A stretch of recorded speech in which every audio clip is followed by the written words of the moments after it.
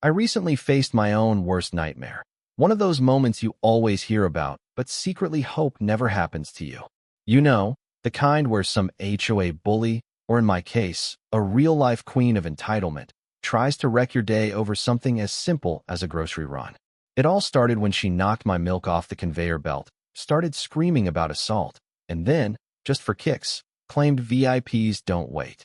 What she didn't know, standing there in her pastel armor of privilege, was that her story was about to take a left turn straight into poetic justice, because by the end of this, she'd be the one restocking shelves in a bright orange vest for the whole town to see. But hey, let me back up a sec. I'm standing in line at the store, 10 items or less lane, which should be a sacred place for the tired and the hurried. I've got two things: a gallon of 2% milk for my son Leo. He practically drinks the stuff for sport, and a bouquet of cheap carnations for my wife Tammy. Nothing fancy, just a little peace offering after a long day, you know? Right in front of me is a guy who, I swear, might be the most content soul in America. He's buying one lottery ticket and a pack of gum. Simple dreams, right? I respect that. And then it happens. The distinct squeak thump of a busted shopping cart starts coming up behind me, like a warning bell. I feel the bad energy before I even turn around. Here comes a woman in a pink top and a blindingly white sweater, looking like she spent more on her shoes than I did on groceries all month. She cuts right in front, shoves her cart loaded with organic kale and designer cheese up to the belt, and doesn't say a word. No excuse me. No eye contact, like I'm invisible. The cashier, Brenda, a teenager who's clearly had her soul drained by the shift, just blinks. I feel my temper rising, that familiar heat in my chest. I mean, I'm a big guy. I know how I look. Years in construction, hands like bricks, back permanently sore, but I don't throw my weight around unless I have to. Tonight, though, I'm exhausted. I try to keep it cool. Ma'am, I say, pointing to the giant 10 items or less sign. You've got more than 10 there. She finally looks at me, eyes sweeping from my boots to my faded company shirt, and then gives this little smirk. I'm in a hurry, she says, like that's some magic code. Then she starts slamming her groceries onto the belt. Next thing I know, her elbow clips my milk. It wobbles, my hand shoots out just in time. She doesn't even blink, just hits me with an oops, and this look that says, "You gonna cry about it?" I can feel the words boiling up. Every part of me wants to let loose, say what I really think, but that's the kind of thing that follows you home. I clamp my mouth shut. It's not just about me, it's about respect. About the tiny rules that keep us from descending into chaos. Right as I'm about to respond, my phone buzzes.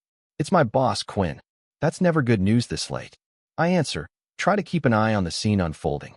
He's got an offer, big overtime this weekend, but he makes it clear, I need you with a clean record, Mike. No trouble. I hear anything. That overtime goes to Johnson.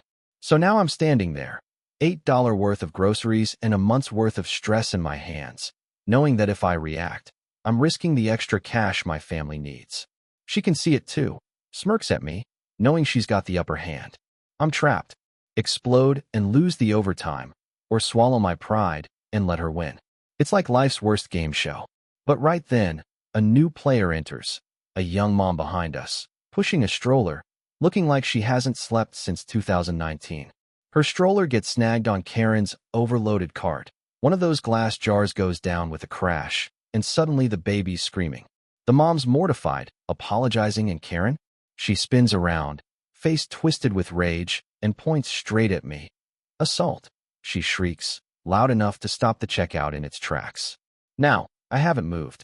My hands are at my sides, one still holding my phone. But suddenly everyone's looking at me like I'm some kind of monster. Karen accuses me of pushing her cart, scaring the baby, assaulting her. My whole body's a live wire. Every instinct says fight back, but Quinn's words echo in my brain. No trouble. I take a breath and gently help the mom steady the stroller, whispering to her that everything's okay. Karen just ramps up the drama, screaming for someone to call the police. I feel the eyes, customers, cashiers, the whole world watching.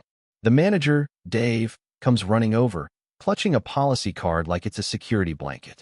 Karen's working herself into a frenzy, making me out to be some kind of criminal. Dave's new. He's in over his head, glancing from her to me to the pickled juice on the floor. I tell my side, voice steady. The young mom, voice trembling, confirms it was just an accident. But Karen isn't backing down.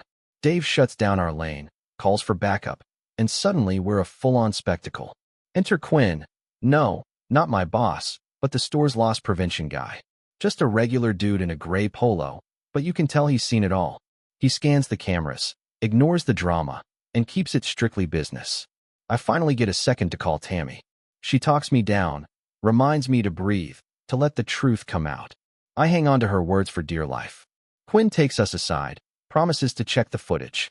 Karen thinks she's about to be vindicated. She doesn't know what's coming. The waiting feels like forever.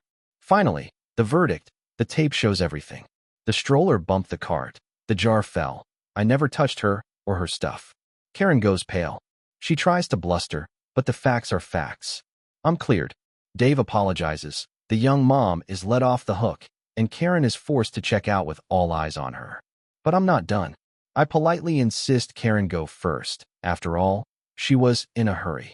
And then I drag out her checkout, questioning prices, watching her coupons get rejected one by one, making sure every store rule is followed to the letter. Petty? Maybe. Satisfying? Oh, absolutely. She's humiliated, her quick trip turning into a public slow-motion train wreck. When she's finally done, she tries to sneak out the emergency exit, sets off the alarm, gets stuck at the locked doors, and becomes the main attraction for everyone left in the store. She snaps at a teenager filming her, swats at his phone, and now it's gone from petty drama to a real problem. Quinn, the security guy, steps in, calm as ever, defusing her tantrum while I stay out of it, remembering what's at stake. Police show up. Karen tries to sell her story, but the kids' video and the store's footage tell the real one. I finally pay for my groceries and get out, thinking it's over. Except it's not. The next morning, Tammy shows me a post on the HOA page. Karen spun a wild tale, painting herself as a victim and putting my name on blast. The comments section is blowing up with sympathy for her and suspicion toward me. My blood boils. I want to fight back, but Tammy's got a better idea. She replies calmly with facts and receipt times, starts reaching out to anyone who was there, and soon enough, the young mom, Sarah, jumps in to set the record straight. Neighbor Nate, with his trusty dash cam, adds footage of Karen's car and the police escorting her out. The truth, piece by piece, floods in. The community turns on Karen. Turns out, she's got a history of this stuff. Super Save gets roasted on social media. The manager calls, apologizes, and sets up a public forum to show the security footage and clear my name. The whole neighborhood shows up, people I've never even met. The evidence plays out for all to see. Karen's lies unravel. An elderly woman stands up, vouches for me, and the room erupts. Karen is banned from the store for life. The cops consider charges, but Tammy and the rest of us agree on something better: community service. 20 hours of restocking shelves at Super Save in a bright orange vest. Even my foreman, who doubted me, calls to apologize. Overtime's mine. Bills get paid.